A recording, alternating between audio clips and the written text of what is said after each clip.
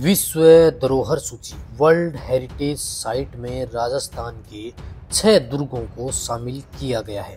इसमें से एक है रणथंभौर का किला। पृथ्वीराज चौहान के वंशज राजा हमीरदेव चौहान ने इस दुर्ग के इतिहास को स्वर्णिम अक्षरों में लिख दिया। यह भारत का ऐसा एकमात्र दुर्ग है जो दूर से दिखाई नहीं देता। इसलिए अबुल फजल ने इस दुर्ग के लिए कहा, और दुर्ग तो नंगे हैं, यह बख्तरबंद है। रणथंभौर टाइगर रिजर्व में शेरों के बसेरों के बीच स्थित यह किला 1000 वर्ष प्राचीन है। इस फोर्ट की नींव 10वीं शताब्दी में चौहान शासकों द्वारा रखी गई थी। तो चलिए राजस्थान के रणथंभौर फोर्ट सीरीज के पहले वीडियो में एक्सप्लोर करते हैं राजस्थान के सवाईमाधोपुर जिले में स्थित रणथंभौर दुर्ग को।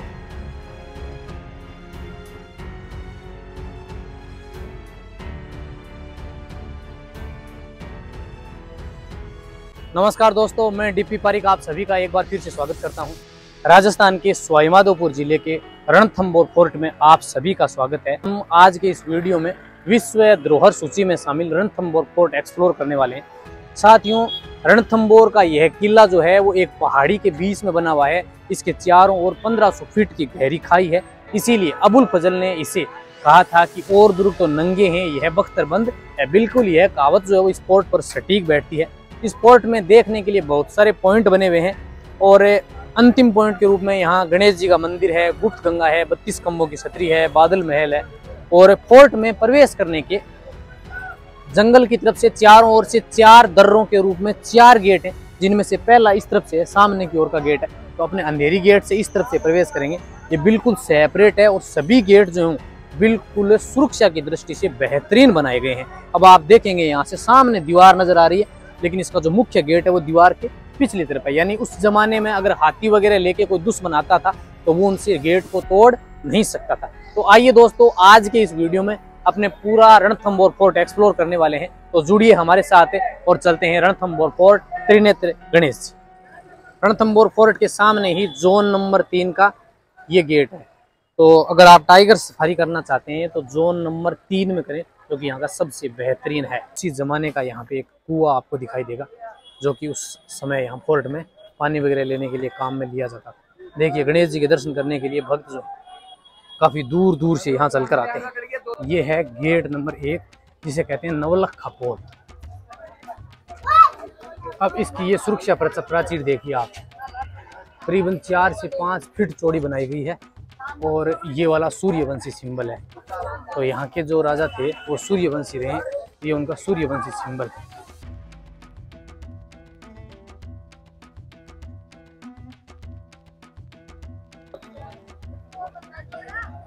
तो काफी भीड़ आ रही है। चलिए पहले गेट से प्रवेश करते हैं। ये है नवलखा पोर्ट, जो कि सुरक्षात्मक दृष्टि से आप देखिए तो बेहतरीन है। सामने की ओर एक बड़ी दीवार इसके बनाई गई है, और जिससे क्या है कि उस जमाने हाथी घोड़े जो हैं वो इसको तोड़ नहीं पाए थे। तो सभी जो गेट हैं वो 90 डिग्री एंगल के ऊपर बनाए गए। तो ये पहला गेट नवलखा पोर्ट। यहाँ जो है उस समय सुरक्षा चौकी पे जो सोल्जर्स रहते थे उनके छोटे छोटे रूम बनाए गए हैं।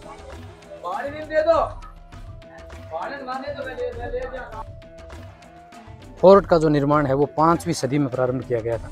और जब इस फोर्ट की नींव डाली गई तभी से यहाँ 5 देव रखे गए, जिनमें हनुमान जी, गणेश जी और भैरव और भवानी, शंकर भगवान, ये 5 देव हैं। इनकी प्रतिमा लगाई गई थी, जो कि यहाँ है। जो फोर्ट में प्रवेश करने से पहले आप दर्शन करेंगे, पहले गेट के बाद में। चलिए अब फोर्ट में प्रवेश करने का दूसरा गेट आएगा, हाथी पोर्ट। अब सामने की ओर है फोर्ट का दूसरा प्रवेश द्वार, जिसे कहते हैं हाथी पोर्ट। साथियों, इसी गेट के ऊपर हमीरदेव चौहान के जो सेनापति भोजराज, रणमल और रत्तीपाल जो थे, उनके शीश यहीं काटे थे। कहते हैं कि हमीरदेव चौहान ने उनके शीश यहीं कलम किए थे। आइए आपको आगे की ओर लेके चलता हूँ। इसीलिए इसे कहते हैं हाथी पोर्ट। कहते हैं कि 1301 ईस्वी में जब अलाउद्दीन खिलजी ने फोर्ट पे आक्रमण किया था तो 1 साल तक उसने किले की घेराबंदी रखी, लेकिन वो किले को जीत नहीं पाया। और फिर अंत में उसने चाल चली और यहाँ के जो सेनापति और महावत थे, भोजराज, रणमल और रत्तीपाल, कहते हैं कि उन्होंने गद्दारी की और फिर अलाउद्दीन खिलजी जो है वो इस फोर्ट में प्रवेश कर पाया। कहते हैं कि उन्होंने हमीरदेव चौहान की अलाउद्दीन खिलजी पर विजय हुई, लेकिन भोजराज ने यहाँ फोर्ट के अंदर काले झंडे जो हैं वो फहराए, जिससे यहाँ की रानियों ने जोहर किया और अंत में हमीरदेव चौहान ने अपना शीश जो है वो शिव के आगे अर्पित किया। हमीरदेव चौहान के सेनापति थे और ये महावत भी थे भोजराज, और उनके दो साथी थे रणमल और रत्तीपाल। कहते हैं कि अलाउद्दीन खिलजी के आक्रमण के समय उन्होंने हमीरदेव चौहान के साथ गद्दारी की थी, और फिर जब हमीरदेव चौहान जब यहाँ से आया तो कहते हैं कि उनके शीश इसी गेट पे उन्होंने काटे थे। तो ये बीच का आप देख रहे हैं, ये हमीरदेव चौहान के सेनापति भोजराज की गर्दन है। इसकी दोनों भुजाएं और गर्दन यहाँ कलम की गई। दोनों ओर आपको हाथी की प्रतिमाएं नजर आएंगी, क्योंकि ये महावत था उनका। और आज भी बुजुर्ग जो हैं वो इनके पत्थर मारते हैं, इनको गाली देते हैं। थोड़ा सा आगे की ओर आइए, आप देख सकते हैं कि यहाँ पे आपको पत्थर नजर आने वाले हैं। तो बहुत सारे पत्थर भी आपको यहाँ पड़े हैं, और ये बिल्कुल सटीक उनकी गर्दन बनाई गई है, देखिए। और इस तरफ आप देखेंगे तो ये बिल्कुल पत्थर की जो संरचना है वो हाथी के समान दिखाई देती है, इसीलिए इस गेट का नाम है हाथी पोड़। आइए आगे की ओर।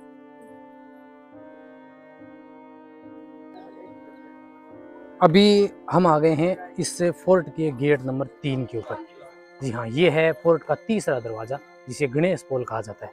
कहते हैं कि जब हमीरदेव चौहान की युद्ध भूमि में विजय हुई तो उनके सेनापति भोजराज ने इस द्वार को बंद कर दिया, यानी गणेश पोल का जो गेट था उसे बंद कर दिया और अंदर काले झंडे फहराए। हमीरदेव चौहान के ऊपर भगवान शिव की, महादेव की विशेष कृपा थी। तो उनके घोड़े का नाम था बादल। तो कहते हैं कि उनका घोड़ा जो बादल है उसे पवन वेग दिया, वो इसी पहाड़ी को पार करते हुए वो इस फोर्ट के अंदर प्रवेश किया था, जिसके आज भी पद चिन्ह घोड़े के अपने को यहाँ दिखाई देंगे। ये हमीरदेव चौहान के घोड़े बादल के पद चिन्ह है। कहते हैं कि इसी पहाड़ी को पार करते हुए उनका घोड़ा जो है वो पवन वेग से इस फोर्ट के अंदर प्रवेश किया था। इस तरफ आप देखेंगे तो यहाँ गणेश जी की प्रतिमा है, इसीलिए इस गेट को गणेश पोल कहा जाता है। और यहाँ एक सुंदर प्यारी सी छतरी बनी हुई है।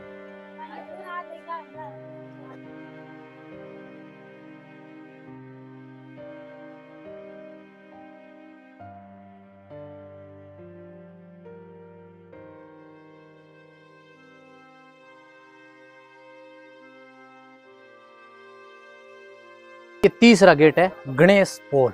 अब आप देखिए कि बिल्कुल उसी जमाने का, देखिए कितना सुंदर गेट है।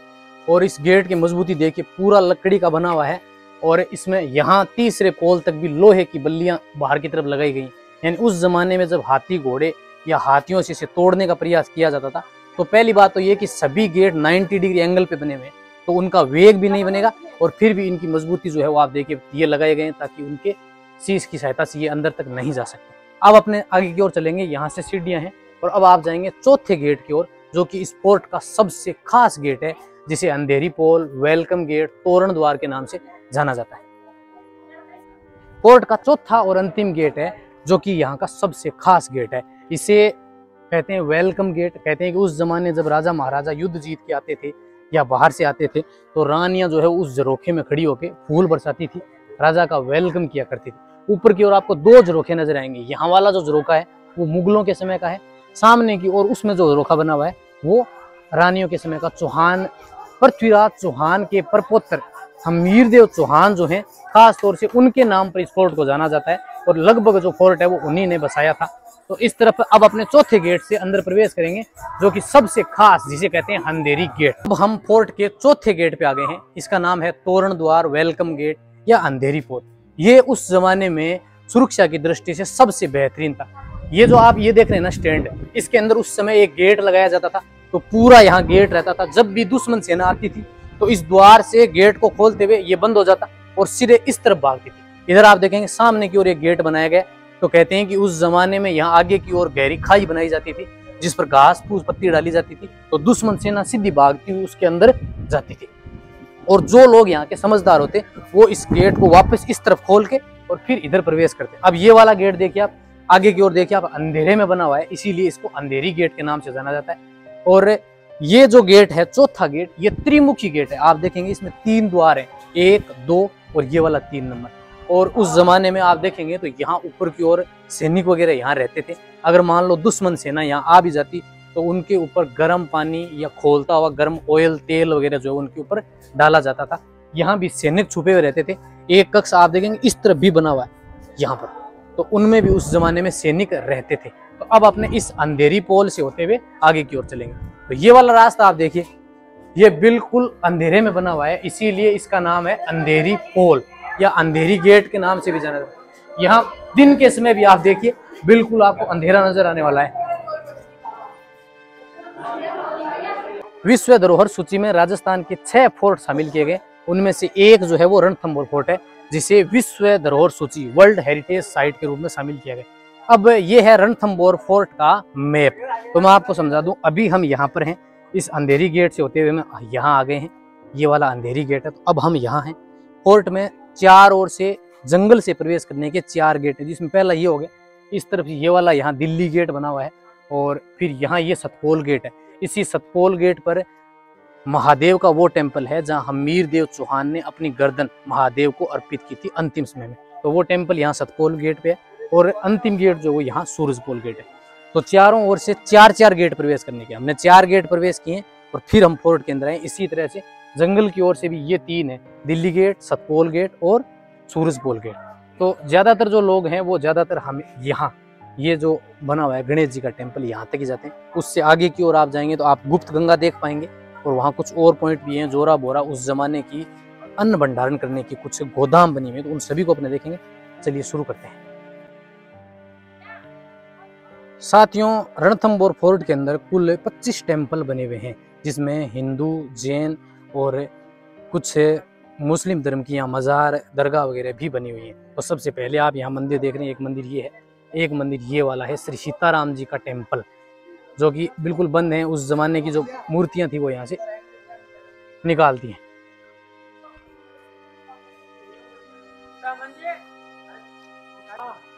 अब आपको यहाँ से 2 रास्ते नजर आने वाले हैं। त्रिनेत्र गणेश जी मंदिर के लिए ये वाला जाएगा, और बादल महल और दिल्ली गेट की तरफ ये वाला रास्ता जाएगा। तो अपने घूम के आएंगे, यहाँ आप बढ़िया पानी वगैरह पिए, और फिर आप त्रिनेत्र गणेश जी जाना चाहते हैं तो सीधे जाएं। तो मैं आपको इस तरफ लेके चलता हूँ। सर्वप्रथम जो इमारत है ये है उस जमाने का अस्पताल, यानी कि जब युद्ध वगैरह से सैनिक आते थे घायल होके, या फिर जब फोर्ट में कोई बीमार होता था, तो ये उस जमाने का अस्पताल है। चलिए मैं आपको दिखा दूं ये कैसा है। बिल्कुल छोटे कमरे बने हुए हैं, और उस जमाने की यहाँ पर दवाई वगैरह बनाने की ओंखली भी आप देख सकते हैं। ये देखिए, ये उसी जमाने की बनी हुई है, और यहाँ अंदर भी आप देख सकते हैं। ये देखिए, ये उसी समय के बने हुए हैं। कुछ कक्ष वगैरह आपको अंदर की ओर दिखाता हूं मैं। बिल्कुल उसी जमाने की आपको लकड़ी की ये बल्लियों के ऊपर दीवार नजर आएगी। हालांकि ये क्षतिग्रस्त है, अब इसे बचाने का प्रयास किया गया है। छोटे कमरे। साथियों, ये जो कक्ष हैं इनकी ऊंचाई बिल्कुल कम दी गई है, क्योंकि कहते हैं कि सचेत रहने के लिए मात्र 5.25 फीट के गेट दिए गए। एक कमरा इस तरफ बना हुआ है, और एक कमरा जो है वो आपको इस तरफ नजर आएगा। बिल्कुल छोटा सा कक्ष बना हुआ है। देखिए इनकी छत देखिए। आगे की जो इमारत है ये है यहाँ का दूल्हा हाउस, यानी कि वीआईपी गेस्ट रूम। आगे की ओर आइए। कहते हैं कि जब यहाँ शादियां वगैरह होती थी तो बाहर से जो मेहमान आते थे उनको रोकने के लिए ये वाला जो हॉल है, यानी ये जो महल है वो बनाया गया था, जिसके बाहर का फॉर्मेट देखिए आप कितना सुंदर है। अब इसके अंदर क्या है कि सेपरेट कमरे बने हुए हैं, यानी प्रत्येक मेहमान के लिए अलग अलग कमरे बने हुए हैं, लेट बात बनाए गए, जो कि देखने में आप देखकर हैरान रह जाएंगे। इस तरफ का आगे का रास्ता सीधा बादल महल की ओर जाएगा, और फिर आप देखिए ये वाला है। अब इसमें ये बाहर का है, ये उस जमाने में जैसे लोग बाहर आराम करते थे, ये बाहर बना हुआ है। और फिर ये वाला है दूल्हा हाउस, जिसे guest room, VIP guest room कहा जाता है। अब आप अंदर की ओर आइए।